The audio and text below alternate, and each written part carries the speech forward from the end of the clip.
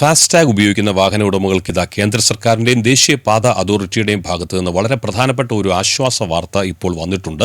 FASTag കൈമാറുന്നതുമായി ബന്ധപ്പെട്ട നിലവിലുണ്ടായിരുന്ന കർശന നിബന്ധനകളിലെ വലിയൊരു ഇളവാണ് ഇപ്പോൾ വരുത്തിയിരിക്കുന്നത്.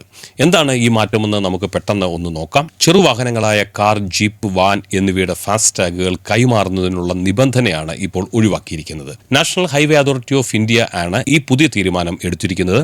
ഫെബ്രുവരി 1 മുതലാണ് ഈ പുതിയ മാറ്റം പ്രാബല്യത്തിൽ വരുന്നത്. ഈ മാറ്റം എന്താണെന്നല്ലേ? നേരത്തെ ഫാസ്ടാഗുകൾ കൈമാറുന്നതിന് നേരിട്ടുള്ള വെരിഫിക്കേഷനും മറ്റ് സങ്കീർണമായ നടപടിക്രമങ്ങളും വളരെ ആവശ്യമായിരുന്നു. എന്നാൽ ഒരു വാഹനം ഒരു ഫാസ്ടാഗ് എന്ന നയം നടപ്പാക്കുന്നതിന്റെ ഭാഗമായി ഈ കടമ്പകൾ ലഘൂകരിച്ചിരിക്കുകയാണ്. ഇനി മുതൽ ഫാസ്ടാഗിന്റെ ഡിജിറ്റൽ കോപ്പികളും അനുബന്ധ രേഖകളും ഉണ്ടെങ്കിൽ ഈ നടപടികൾ വളരെ എളുപ്പത്തിൽ പൂർത്തിയാക്കാൻ കഴിയും. കൈമാറ്റ പ്രക്രിയയിലെ ബുദ്ധിമുട്ടുകൾ ഒഴിവാക്കി നടപടികൾ വേഗത്തിലാക്കുക എന്നതാണ് ഇതിലൂടെ അധികൃതർ ലക്ഷ്യമിടുന്നത്. ഇനി ഇതിന്റെ പ്രയോജനം ആർക്കൊക്കെയാണ് ലഭിക്കുന്നത് എന്ന് പറയാം. പ്രധാനമായും വ്യക്തിഗത ആവശ്യങ്ങൾക്കായി ഉപയോഗിക്കുന്ന വാഹനങ്ങൾക്ക്, അതായത് ലൈറ്റ് മോട്ടോർ വെഹിക്കിൾസിനാണ് ഈ ഇളവ് ബാധകമാകുന്നത്.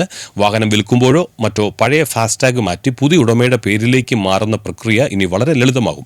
അതുകൊണ്ട് ഫെബ്രുവരി 1 ശേഷം ഫാസ്ടാഗ് നടപടികളിൽ ഈ ആനുകൂല്യം നിങ്ങൾക്ക് ലഭിക്കുന്നതാണ്. ഈ വിവരം നിങ്ങളുടെ സുഹൃത്തുക്കളിലേക്കും വാഹന ഉടമകളിലേക്കും ഷെയർ ചെയ്യുക. ഇത്തരം ഇൻഫോർമേറ്റീവായ വാർത്തകൾക്കായി ഈ ചാനൽ സബ്സ്ക്രൈബ് ചെയ്യാൻ മറക്കരുത്.